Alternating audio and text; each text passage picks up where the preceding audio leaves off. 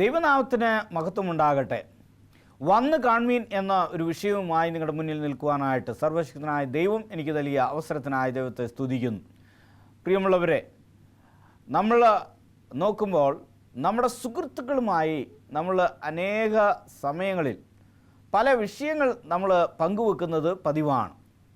സുഹൃത്തുക്കളായിട്ട് എല്ലാ സുഹൃത്തുക്കളിലും വെച്ചൊരു പ്രധാനപ്പെട്ട ഒരു വ്യക്തി, ഏറ്റവും ബെസ്റ്റ് ഫ്രണ്ടായിട്ട്, നിങ്ങൾക്ക് അടുത്ത സുഹൃത്തായിട്ട് ചില വ്യക്തികളെ നമ്മൾ നമ്മുടെ ജീവിതത്തിൽ സൂക്ഷിക്കുന്നത് അതൊരു വഴക്കമാണല്ലോ.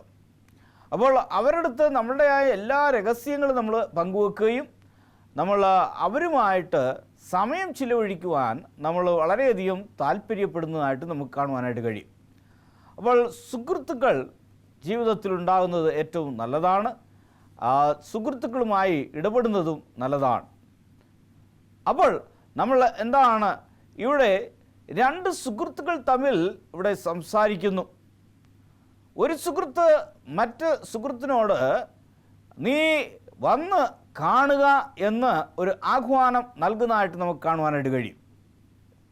അപ്പോൾ ആ സുഹൃത്ത് അവിടെ ആ പശ്ചാത്തലത്തെക്കുറിച്ച് അവിടെ വിമർശിക്കുന്നതായിട്ടും അതിനെക്കുറിച്ച് പറയുന്നതായ കാര്യങ്ങളാണ് ഇന്ന് നമ്മൾ അധികമായി നാം ചിന്തിക്കുവാൻ പോകുന്നത്. നമുക്ക് യോഹന്നാൻ്റെ സുവിശേഷം 1-ാം അധ്യായം 46-ാമത്തെ വാക്യത്തിലേക്ക് നമുക്ക് കടന്നു ചെല്ലാം.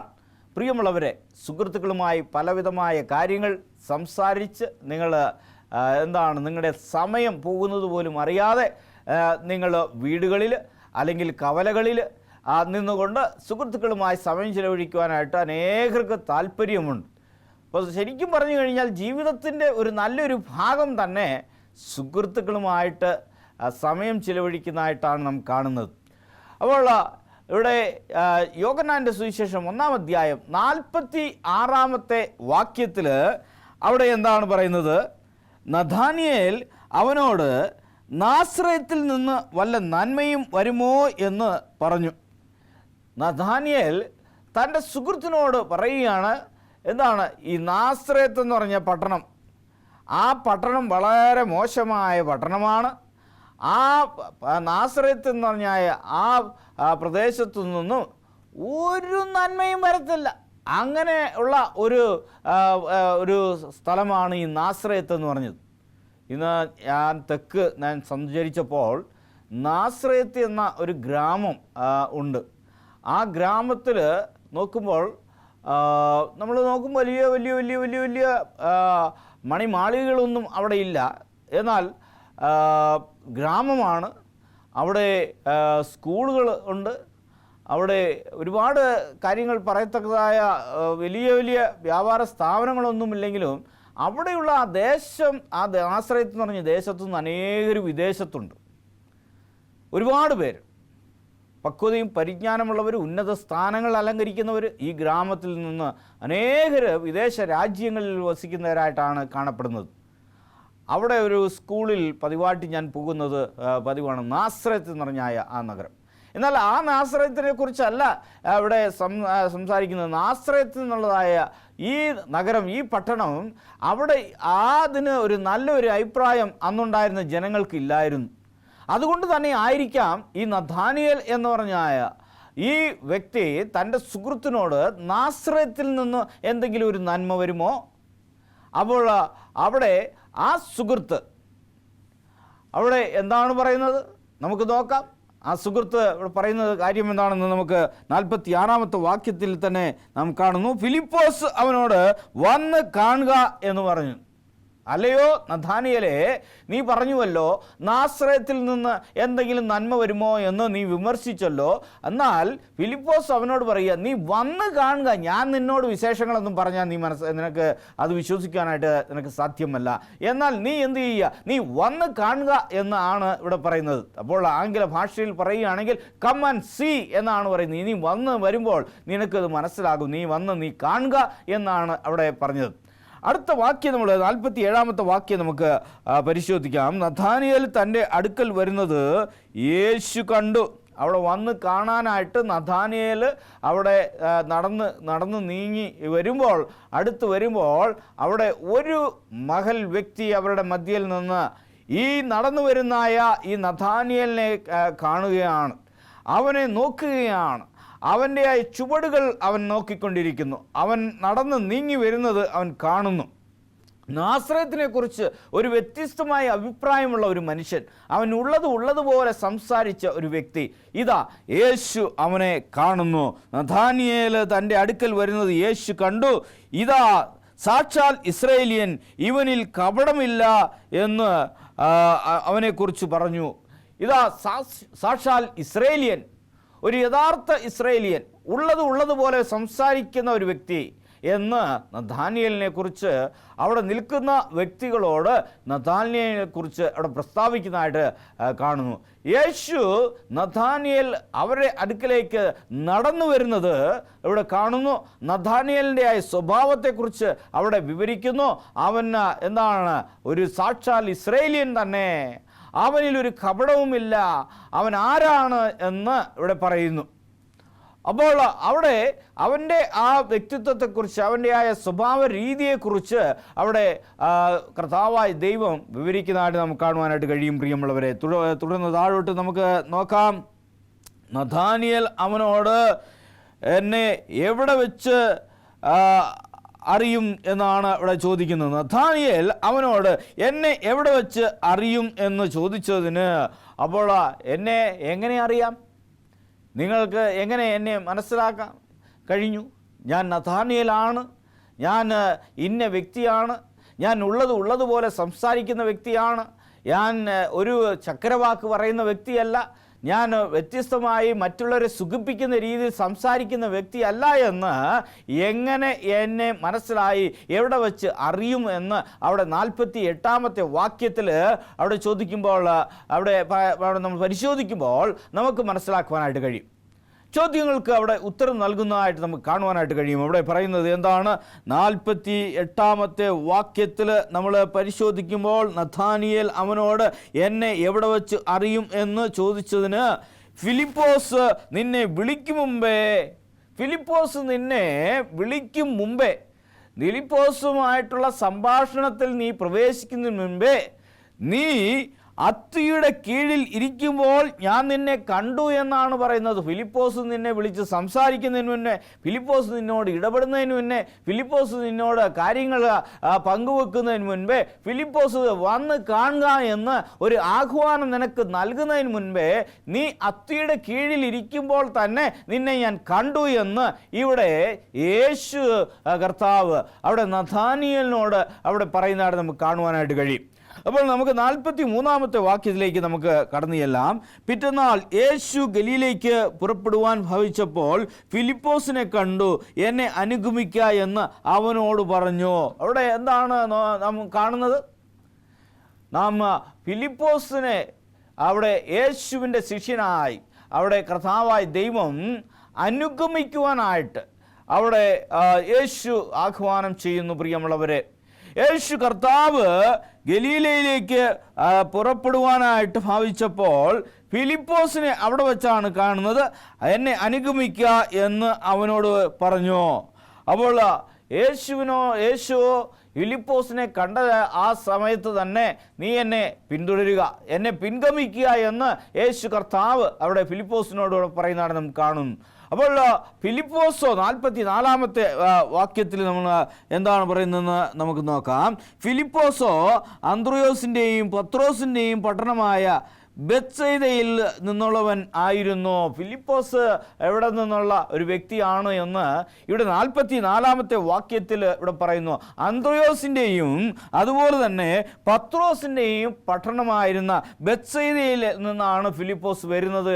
ആ ബെത്സയിലെ സ്വദേശക്കാരനായ അന്ത്രയോ അല്ലെങ്കിൽ ഫിലിപ്പോസ് ആണ് ഇവിടെ നഥാനിയേലുമായിട്ടുള്ള ആ സംഭാഷണത്തിൽ അവിടെ ആ നാസറേത്തിനെ കുറിച്ചുള്ള ഒരു വിമർശനം ദർശനവുമായി നഥാനിയേൽ നിൽക്കുമ്പോൾ അവിടെയുള്ളതായ കാര്യങ്ങളെക്കുറിച്ച് നീ വന്ന് കാണുക എന്ന് അവിടെ പറയുന്നതായിട്ട് നമുക്ക് കാണുവാനായിട്ട് കഴിയും. അപ്പോൾ 45-ാമത്തെ വാക്യം നമുക്ക്, ഫിലിപ്പോസ് നഥാനിയേലിനെ കണ്ട് അവനോട് ന്യായപ്രമാണത്തിൽ മോശയും പ്രവാചകന്മാർ എഴുതിയിരിക്കുന്നവനെ കണ്ടെത്തിയിരിക്കുന്നു എന്ന് അവിടെ പറഞ്ഞു.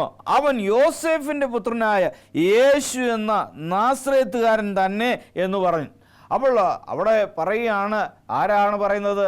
ഫിലിപ്പോസ്, ബെത്സയിദയിലുള്ള നിന്നുള്ള ആ ഫിലിപ്പോസ് നഥാനിയേലിനെ കണ്ടിട്ട് പറയുകയാണ്, നോക്കുക, യോസേഫിൻ്റെ മകനാണ് പുത്രനായ യേശുവിനെ, നാസറേത്തുകാരനെ ഞാൻ കണ്ടു എന്ന് പറഞ്ഞു. അപ്പോൾ എന്താണ് അതിന് മുൻപിൽ പറയുന്നതായ കാര്യങ്ങൾ? ന്യായപ്രമാണത്തിൽ മോശയും പ്രവാചകന്മാരും എഴുതിയിരിക്കുന്ന ഒരു വ്യക്തിയെ ഞാൻ എന്താണ് ഇവിടെ കണ്ടിരിക്കുന്നു എന്നാണ് ഇവിടെ പറയുന്നത്. അപ്പോൾ അങ്ങനെ ന്യായപ്രമാണത്തിൽ എഴുതിയിരിക്കുന്ന ആ മോശ എഴുതിയിരിക്കുന്ന ആ വ്യക്തിയെ ഞാൻ കണ്ടെത്തിയിരിക്കുന്നു. അത് ആരാണ്? അത് യോസേഫിൻ്റെ മകനാണ്, നാസറേത്തുകാരനായ യോസേഫിൻ്റെ മകനാണ് എന്ന് പറയുമ്പോഴാണ് നഥാനിയേൽ പറയുന്നത്, നാസറേത്തിൽ നിന്ന് എന്തെങ്കിലും നന്മ വരുമോ എന്ന്. ആ നാസറേത്തിനെ കുറിച്ച് അത്ര വലിയൊരു അഭിപ്രായമൊന്നും ഇല്ലാത്ത രീതിയിൽ അവിടെ നിന്ന് എന്തെങ്കിലും ഒരു നന്മ വരുമോ? അവിടുത്തെ ജനങ്ങൾ ഇങ്ങനെയാണ്, അവിടുത്തെ ജീവിത രീതി ഇങ്ങനെയാണ്, അവിടെ നിന്ന് ഒന്നും തന്നെ ലഭിക്കുവാനൊന്നുമില്ല, അവിടെ നിന്ന് പറയത്തക്ക വിശേഷതയൊന്നുമില്ല. എന്നാൽ ഇവിടെ ഫിലിപ്പോസ് അവിടെ നേരത്തെ തന്നെ സൂചിപ്പിക്കുന്നു, എന്താണ്? ന്യായപ്രമാണത്തിൽ എന്തെങ്കിലും എന്താണ് മോശയുടെ ന്യായപ്രമാണത്തിൽ അവിടെ പ്രസ്താവിച്ചിരിക്കുന്നതായ ആ ഒരു മഹൽ വ്യക്തിയെ ഇതാ ഞാൻ കാണുന്നു എന്നാണ് പറഞ്ഞത്. അപ്പോൾ ആ യോസേഫിൻ്റെ പുത്രനായ യേശു എന്ന് ആണ് അവൻ്റെ പേര്, നാസറേത്തുകാരനാണ് എന്ന് അവിടെ സൂചിപ്പിക്കുന്നതായിട്ട് നമുക്ക് കാണുവാനായിട്ട് കഴിയും. ഫിലിപ്പോസ് നഥാനിയേലിനെ കണ്ട് അവനോട് ന്യായപ്രമാണത്തിൽ മോശയും പ്രവാചകന്മാരും എഴുതിയിരിക്കുന്നവനെ കണ്ടെത്തിയിരിക്കുന്നു എന്നാണ് ഇവിടെ പറയുന്നത്. പ്രിയമുള്ളവരെ, നിങ്ങളുടെ ജീവിത വഴിത്തിരിവുകളിൽ നിങ്ങൾ ഇപ്രകാരം നിങ്ങൾ യേശുവിനെ കാണുന്നതായി, അഭിമുഖീകരിക്കുന്നതായി, യേശുവിനെ ദർശിക്കുവാനായിട്ട് അങ്ങനെയുള്ള ഒരു അവസരങ്ങൾ നിങ്ങൾക്ക് ഉണ്ടായിട്ടുണ്ടോ? ഇവിടെ ഫിലിപ്പോസ് അങ്ങനെയുള്ള ഒരു അവസരം അവൻ കണ്ടെത്തി. ആ ഫിലിപ്പോസ് യേശുവിനെ ദർശിക്കുന്നു. എന്നാൽ പലപ്പോഴും നമ്മൾ ഈ സുവാർത്ത പങ്കുവെക്കുമ്പോൾ, യേശുവിനെ ഞാൻ ദർശിച്ചു, യേശുവിനെ ഞാൻ അഭിമുഖീകരിച്ചു, എൻ്റെ യേശുവിനെ സ്വീകരിക്കുവാനായിട്ട് എനിക്ക് സാധിച്ചു, എൻ്റെ ദൈവം എന്നെ വിടുതൽ നൽകി, എൻ്റെ ദൈവം എന്നെ സൗഖ്യമാക്കി, എൻ്റെ ദൈവം എന്നെ വഴി നടത്തി എന്ന് പറയുമ്പോൾ ഇവിടെ എന്താണ് നാം കാണുന്നത്? അങ്ങനെയുള്ള അനുഭവങ്ങൾ നമുക്കുണ്ടാകുമ്പോൾ നമ്മൾ പലപ്പോഴും അത് പലരോടും പങ്കുവെക്കുമ്പോൾ അവരത് നിസ്സാരമായി ഇവിടെ കരുതുന്നതായിട്ട് നമുക്ക് കാണുവാനായിട്ട് കഴിയും. അതുപോലെ ഇവിടെ പറഞ്ഞിരിക്കുന്ന നഥാനിയേലും പറയുകയാണ്, നാസറേത്തുകാരുടെ കാര്യങ്ങളൊന്നും എന്നോട് സംസാരിക്കേണ്ട, എനിക്ക് നാസറത്തിൽ നിന്നും ഒന്നും സംഭവിക്കത്തില്ല, അവിടെ നിന്ന് ഒന്നും നമുക്ക് പ്രതീക്ഷിക്കുവാൻ പറ്റത്തില്ല, അവിടെ നിന്ന് നമുക്ക് ലഭിക്കുമോ എന്ന് അവിടെ ചോദിക്കുന്നതായിട്ട് നമുക്ക് കാണുവാനായിട്ട് കഴിയും. നാസറത്തിൽ നിന്ന് എന്തെങ്കിലും നന്മ വരുമോ എന്ന് ഇവിടെ അവർ സംസാരിക്കുന്നു. നഥാനിയേലും ഫിലിപ്പോസും തമ്മിലുള്ളതായ ഒരു സംഭാഷണത്തിലാണ് ഇവിടെ ആ വലിയവനായ ആ ദൈവത്തെ കണ്ടെത്തിയിരിക്കുന്നു, യേശുവിനെ കണ്ടെത്തിയിരിക്കുന്നു. മോശയും ന്യായപ്രമാണത്തിലും പ്രവാചകന്മാർ എഴുതിയതായ ആ മഹൽ വ്യക്തിയെ ഇതാ ഞാൻ കണ്ടെത്തിയിരിക്കുന്നു. ഫിലിപ്പോസ് അത് എങ്ങനെ പറയുവാനായിട്ട് ഫിലിപ്പോസിന് സാധിച്ചു എന്നാണ് ഞാൻ ചിന്തിക്കുന്നത്. പ്രിയമുള്ളവരെ, ഇവിടെ അത്ര വലിയ വ്യക്തിയെ അന്ന് അവർക്ക് കാണുവാനായിട്ട്, ദർശിക്കുവാനായിട്ട് അവർക്ക് സാധിച്ചു. പ്രിയമുള്ളവരെ, അപ്പോൾ അത് രണ്ട് സുഹൃത്തുക്കൾ തമ്മിൽ അവർ സംസാരിക്കുന്നു. ഇവിടെ അന്ത്രേസിൻ്റെയും പത്രോസിൻ്റെയും അവൻ്റെ സ്വദേശക്കാരനാണ്, ബെത്സയിദിൽ നിന്നാണ് ഫിലിപ്പോസ് വരുന്നത് എന്ന് നാം കാണുന്നു. നഥാനിയേൽ അവിടെ അവനെ കാണുമ്പോൾ അവർ തമ്മിലുള്ള ആ സംഭാഷണത്തിൽ അവർ യേശുവിനെ അവിടെ വന്ന് ദർശിക്കുവാനായിട്ട്, നീ വന്ന് കാണുക, ഞാൻ പറഞ്ഞാൽ നീ വിശ്വസിക്കുകയില്ല എന്ന് അവിടെ അവനോട് പറയുന്നതായിട്ട് നമുക്ക് കാണുവാനായിട്ട് കഴിയും. അപ്പോൾ നമ്മുടെ ജീവിത വഴിത്തിരിവുകളിലും ഇങ്ങനെയായ അനുഭവങ്ങളെക്കുറിച്ച് നമ്മൾ പറയുമ്പോൾ, അവിടെ ഞാൻ കടന്നു ചെന്നപ്പോൾ എനിക്ക് വളരെ വ്യത്യസ്തമായ ഒരു അനുഭവമാണ് എനിക്കുണ്ടായത്. ആ കൂട്ടായ്മയിൽ ഞാൻ അവിടെ കടന്നു ചെന്നപ്പോൾ എനിക്കൊരു വലിയൊരു വ്യത്യസ്തമായ അനുഭവമാണ് ഉണ്ടായത്. ഇത്രയും നാളും ഞാൻ ശ്രവിക്കാത്ത ഒരു ദൂത് എനിക്ക് ശ്രവിക്കുവാനായിട്ട് കഴിഞ്ഞു. ഇത്രയും നാളും കേൾക്കാത്ത ഒരു മകൾ സത്യം എനിക്ക് കേൾക്കുവാനായിട്ട് സാധിച്ചു. ഞാൻ ഗോവയിലായിരിക്കുമ്പോൾ മൈക്കിൾ എന്ന് പറഞ്ഞ ഒരു വ്യക്തിയുമായി സംസാരിക്കുമ്പോൾ, മൈക്കിൾ ആൻഡ് മൈക്കിൾ എന്നാണ് അദ്ദേഹത്തിൻ്റെ ആ കമ്പനിയുടെ പേര്. അവിടെ ഞാൻ കടന്നു ചെന്ന് ആ മകൾ വ്യക്തിയുമായിട്ട് ഞാൻ സംസാരിക്കുമ്പോൾ അദ്ദേഹം ഞാൻ മർമ്മമേറിയ ചില വചനങ്ങൾ അവിടെ പങ്കുവച്ചപ്പോൾ ആ പ്രിയദാസൻ അത് കേട്ടിട്ട് എന്തോ അച്ചാർ കഴിക്കുന്ന പോലെ, ഇങ്ങനെ അച്ചാർ തൊട്ട് കൂട്ടുമ്പോൾ നിന്ന് വെക്കുമ്പോൾ രുചിച്ച് നമ്മൾ കഴിക്കുന്നത് പോലെ അങ്ങനെ അദ്ദേഹം എന്ന് പറഞ്ഞാൽ എത്ര നല്ല വാക്യമാണ് പാസ്റ്ററെ, എത്ര മനോഹരമായിരിക്കുന്നു, എന്തു നല്ല വചനങ്ങളാണ് എന്ന് അദ്ദേഹം എന്നോട് ഇവിടെ അങ്ങനെ പറയാറുണ്ടായിരുന്നു. എന്നാൽ ആ രുചി അത് കൂടുതൽ രുചിക്കുവാനായിട്ട് അദ്ദേഹത്തിന് അത് കഴിഞ്ഞില്ല. കാരണം എന്താണെന്ന് പറഞ്ഞാൽ വ്യക്തിത്വം. അദ്ദേഹം പറഞ്ഞു, പാസ്റ്ററെ കൂടെ ഇവിടെ വരണ്ട, ജനങ്ങൾ എന്താണ് എന്നെ തെറ്റിദ്ധരിക്കും. എന്താണ് തെറ്റിദ്ധരിക്കുന്നത്? ഞാൻ വേറെ ഒന്നും തെറ്റ് ചെയ്തില്ല. ഇല്ല, ഞാൻ പാസ്റ്ററിൻ്റെ കൂടെ കൂടിയെന്ന് ജനങ്ങൾ എന്നെ തെറ്റിദ്ധരിക്കും. എനിക്ക് ഈ സമൂഹത്തിലൊരു വലിയ വ്യക്തിത്വമുള്ള ആളാണ് ഞാൻ, അതുകൊണ്ട് അത് കളഞ്ഞു കുളിക്കാനായിട്ട് ഞാൻ ആഗ്രഹിക്കുന്നില്ല. അതുകൊണ്ട് സന്ധ്യ സമയങ്ങളിൽ പാസ്റ്റർ വന്നാൽ മതി, പിന്നീട് അദ്ദേഹം സന്ധ്യയ്ക്കും വരണ്ട എന്ന് അദ്ദേഹം പറയുകയുണ്ടായി. വചനം നല്ലതാണ്, മഹത്വമേറിയതാണ്. എന്നാൽ എനിക്ക് എൻ്റെ സമൂഹത്തിലുള്ള ഒരു സ്ഥാനം നഷ്ടപ്പെട്ട് കഴിഞ്ഞാൽ അത് എനിക്ക് തിരിച്ചു പിടിക്കുവാനായിട്ട് പറ്റത്തില്ല. എന്നെ അവർ ചിലപ്പോൾ ഒറ്റപ്പെടുത്തി കളയും, അല്ലെങ്കിൽ എനിക്ക് വിലക്ക് ഉണ്ടാകും എന്നൊക്കെ അവൻ ഈ ലോകത്തെ അദ്ദേഹം ഭയന്നു. പ്രിയമുള്ളവരെ, നല്ല വചനം, ഇത് ദൈവത്തിൻ്റെ വചനം അതിനേക്കാളും മഹത്വമേറിയതാണ്. ഈ സ്ഥാനമാനങ്ങളില്ല, അല്ലെങ്കിൽ സമൂഹത്തിലുള്ള അംഗീകാരങ്ങൾ നഷ്ടപ്പെടുമെന്ന് ഒരിക്കലും ചിന്തിക്കരുത്. എന്താണെന്ന് പറഞ്ഞാൽ നമ്മൾക്ക് ഈ സ്ഥാനമാനങ്ങളും ഈ ലോകത്തിലുള്ളതായ ആ വലിയ അംഗീകാരങ്ങളും ഒന്നും തന്നെ നിന്നെ സ്വർഗത്തിലേക്ക് നയിക്കുകയില്ല. നിനക്ക് നഷ്ടപ്പെട്ടാലും സ്വർഗം നിന്റെ ജീവിതത്തിൽ നിനക്ക് നഷ്ടപ്പെടുവാൻ പാടില്ല. എന്നെ കേൾക്കുന്ന പ്രിയ അപ്പച്ച, പ്രിയ അമ്മച്ചി, നിങ്ങൾക്ക് ചിലപ്പോൾ സമൂഹത്തിൽ വലിയൊരു സ്ഥാനം കാണുമായിരിക്കാം.